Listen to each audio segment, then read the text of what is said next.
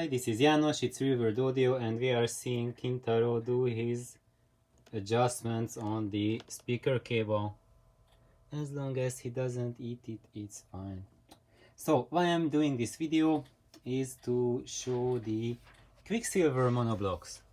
So this is the, or this used to be the original Quicksilver mono, the one that uses the 8417 pentode. And that's one, and that's the other, so that's why it's monoblock. There's one for each channel. And as you see, what I did with them is change the output tube from the 8417 to the 807.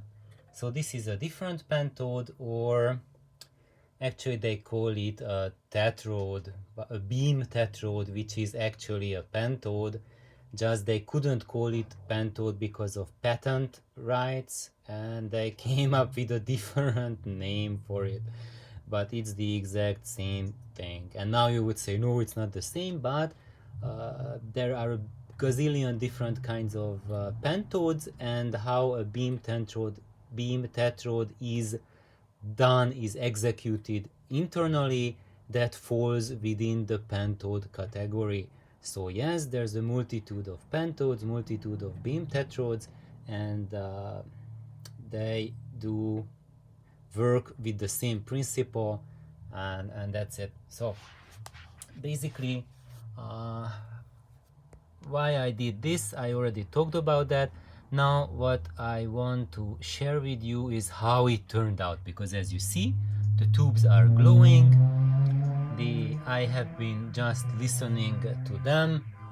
You see, I put the CD player on pause. I was listening to Bach, and before that I was listening to... what was I listening to? Steve Roach, the neighbor's car alarm, and Vangelis Direct. Oh my god, this is a nuisance. These neighbors. Let's just close... okay, they stopped. I was just going to close my door and lock the sound out.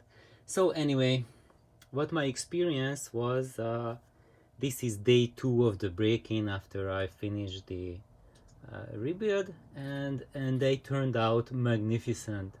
And I think their sound with the 807 is quite a bit better than with the 8417, the original tube.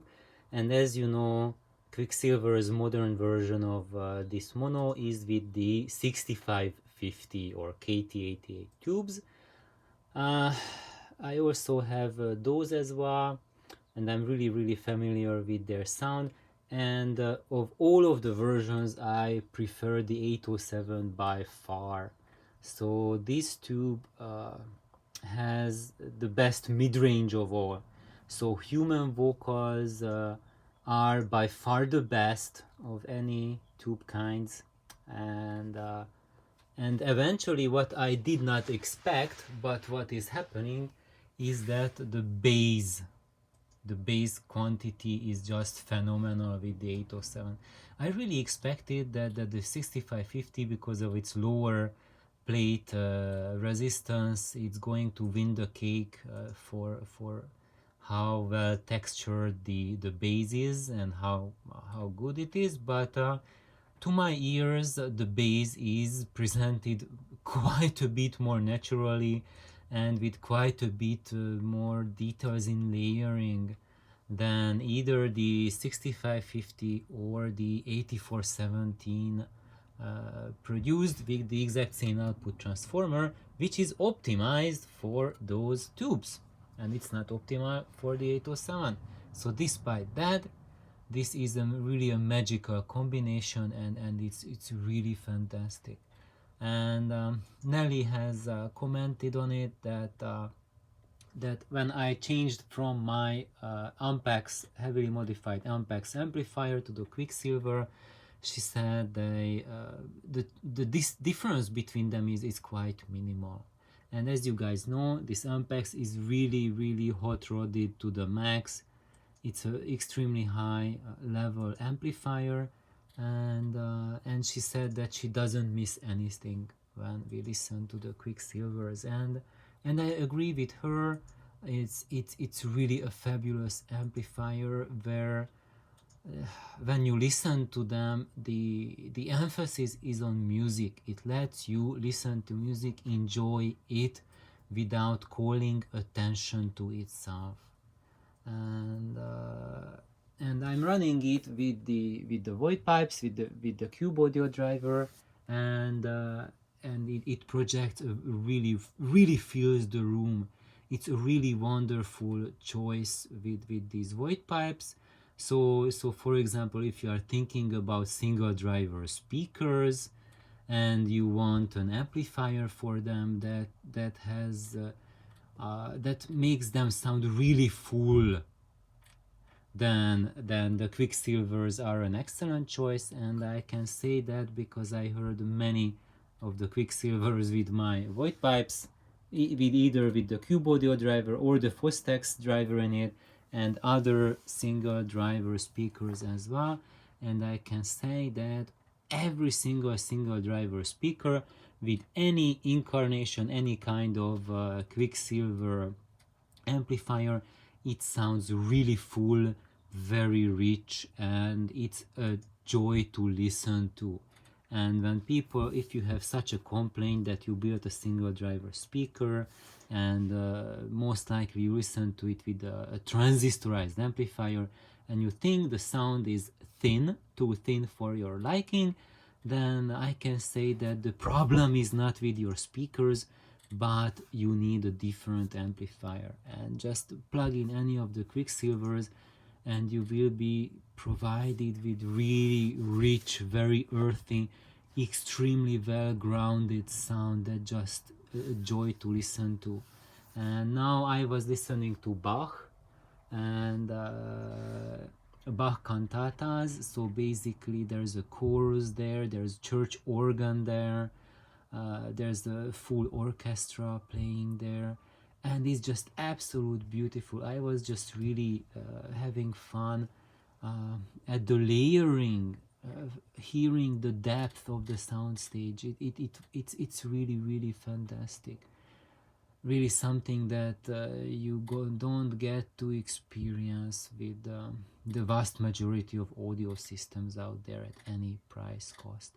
And sometimes you can, especially if you go for very expensive systems, you get like a deep soundstage layering, but often it's kind of like artificial or gimmicky, or there's something to it that it tells you that it's much more about the audio gear than experiencing the music. But now with these little babies, not so little, they are heavy as a piece of lead.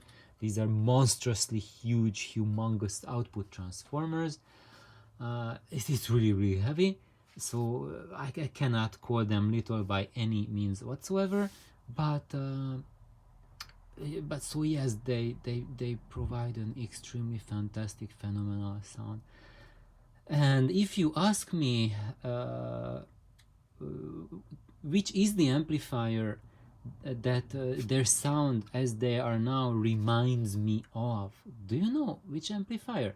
Have you guys heard of the triode Quicksilver amplifier that uses that humongous Russian tube that was developed for the MiG fighter jets, that giant, that 6 C33C tube, or 6P33P tube. So that gigantic gargantuan triode version of the Quicksilver monos that has a sound like this amplifier has.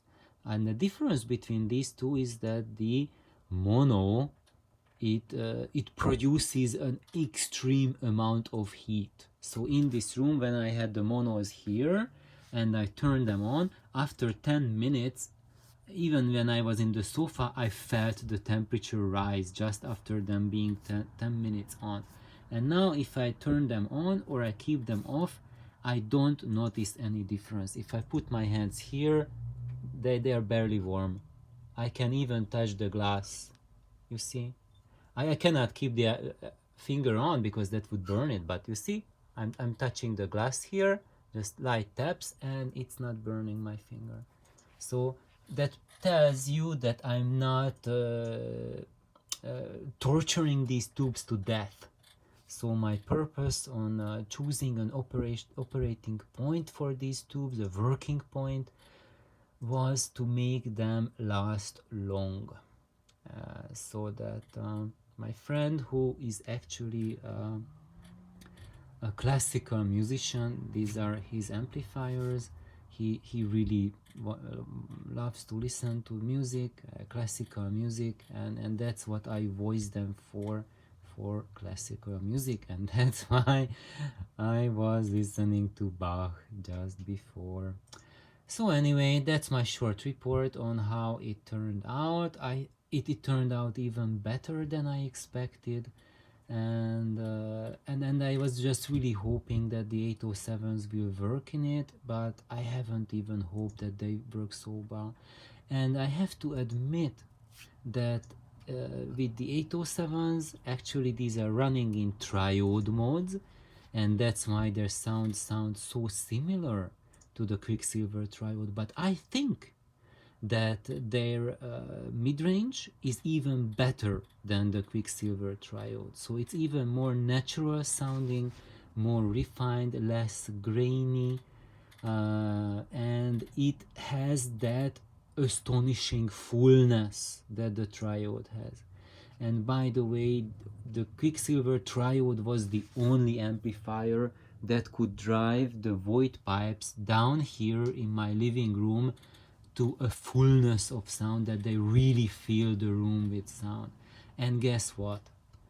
This original mono with the 807 triode mod can also do the exact same thing. Now, the Quicksilver triode is quite a bit higher power output than this is. So if you are thinking of changing your Quicksilver triodes, which are a much more expensive amplifier than these, to something similar, then think twice, because if you have a low sensitivity speaker, then you will need the extra power that the triode amp has.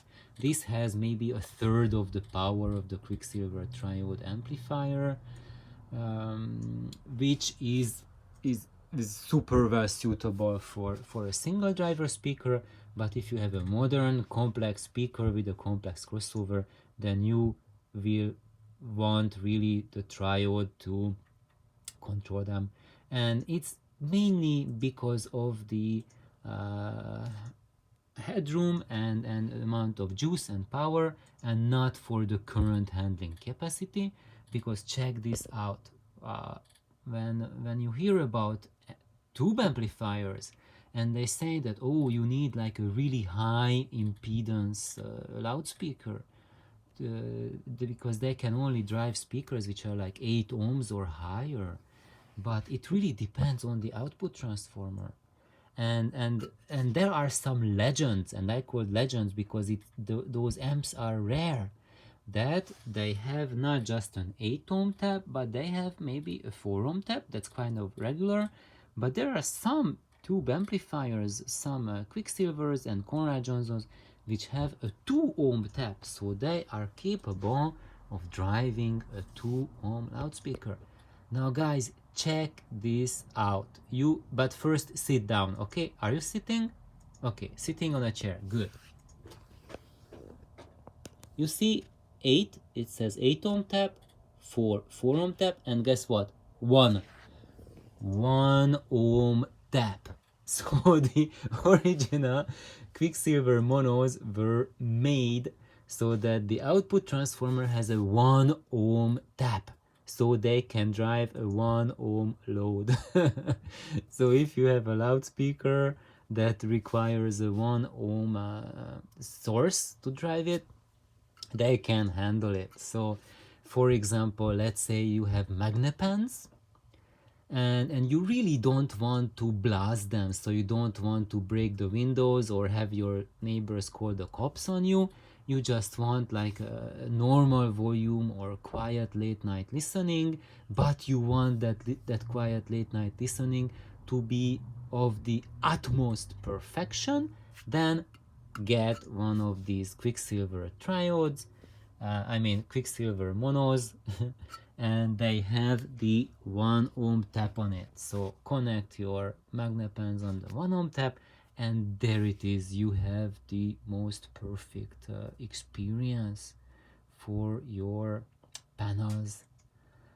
And what else? Of course, one thing to note, that the transformer I put in here, the output transformer, is not a Quicksilver output transformer. You see, let's just zoom out. So the Quicksilver is about, you can't really see it, but the core size is about 3 to 4 times bigger than the one that I found as a replacement. What is this? I forgot what I put inside. I peeled off the sticker and then painted it. So this is my paint job on it. I hope it turned out pretty decent. And I will put the sticker back on. Actually, this is a pretty famous vintage output transformer. It's really legendary for its tone. That's why I chose it. And when I'm listening to them, I can really hear that this side doesn't have that fullness of sound. It's a little bit leaner. However, why I did that, why we can get away with this, because they will be used to play classical music, orchestral music. And in those scenarios, there is a sitting order. As you know, on the right side there is the bass section, so that's where the upright bass is, that's where the cellos are playing, and on this side you have the violinist section playing, and then you have the woodwinds here. And basically this is how he will listen to them, that the bass section will be played by this side, which has the bigger, juicier output transformer, and the lighter guy will take care of the violin section. And I've been listening to them, and they sound wonderful together. There's no mismatch in the sound, and that's because what I really want here is the tonality of the mid-range and the tonality of the entire presentation and performance, and that's a very nice match between the two. So this is what this episode was about, just me talking a little bit about these Quicksilver amplifiers, and also giving you an idea that if you have, let's say, you have a pair of these original Quicksilver monos with the 8417 tube, and since then you have bought newer amplifiers, but you are still wondering about it, what can you do with it? One thing to do is to do the 807 tube mod for them, and you will get an amplifier that will play at a level that is of an extreme naturalness. So if you want to try out that kind of sound signature, that kind of music experience that I am talking about, this is a wonderful way for you. And you might notice that you have these old amps in your cupboard, and you do these mods, which are changing it to 807 in triode mode. And what else did I do? I removed the feedback loop, the global feedback loop around the output transformer, and I think the input stage originally it had a gain stage and phase splitter, and I just paralleled the two together, so there is no extra gain stage. Wait, no, I think maybe I forgot, because I did those mods there very long time ago. Maybe I'm talking rubbish here. Maybe it was at this. So right now I just tell you how they are. So this is the input tube, a 12AX7. The two sections are parallel, so they're working in parallel, driving the 12BH7A or 12AU7. You can put either of those tubes in there. So this acts as a cathodine phase splitter. That's it. That's how it is. And of course the tubes are self-biased, not fixed bias. So those are my modifications that I did. plus in the power supply there is an extra filter stage before the first capacitor. So that's it. And if you do these mods, then you will find out that maybe in the old days you got this amplifier because you love the sound, but you got something better, and then you change that better to something that's even better. And now if you do these mods on this Quicksilver amp, you will find that this is better than the one that superseded this.